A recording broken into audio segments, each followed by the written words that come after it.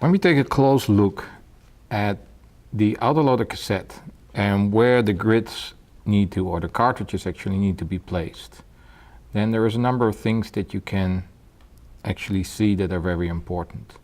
The first one is these springs. So the springs here that have a small bend here at the center. These springs will hold the grid in place. So the cartridge, the autoloader grid, will come in here and it's held in place by these springs. So there's one here and there's also one at the opposite side, on this side, there. And before you start loading your grids in a cassette, when you select the cassette, be sure that you check whether or not these springs are properly placed.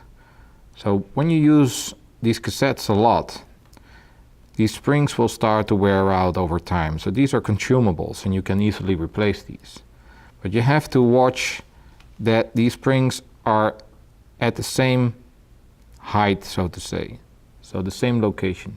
So you can see here that the left spring and the right spring both are at the same location. Now, if you would happen to have a spring where one of the springs is like this, so it's forward, and the other spring is backward, that will be a slot that you should not use anymore. So always make sure that the slots you want to use have springs that are properly placed and are not bent. If the spring is bent, don't use that slot, and when you have in a cassette too many slots with bent springs, then just replace the springs. And the other thing that you can see on the cassette is here this L-shaped form, and that's where the cartridge has to go. So the cartridge will sit just here at that L-shaped location and will be held in place by this bend in the spring. So there's several ways of holding a grid when you place it into a cassette. So one is to hold it at the edge. So now I have it over here. And when I place it in the cassette, again, make sure that your tweezers are not at an angle. Try to make sure that your tweezers are as straight as possible, and then you can simply slide it in, place it in the cassette. You don't have to place it directly right. You can just put it in there so that the spring holds it.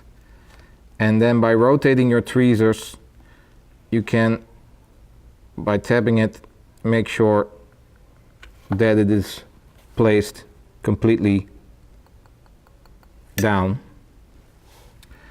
The other way of doing it, if you would grab it at an angle, and this is of course exaggerated angle, but there is as always a chance that you might puncture your grid from the side with your tweezers. So try to come in as straight as possible, as vertical as possible. If I turn it, it's vertically grabbed out of the box, and then when we place it in the cassette, again, you don't place it at an angle or at an angle like this.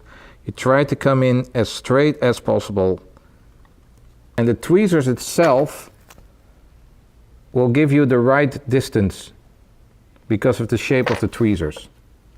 You let go and then you lift. So now automatically the grid is properly placed. However, always still make sure by giving it a little tap that it is really down.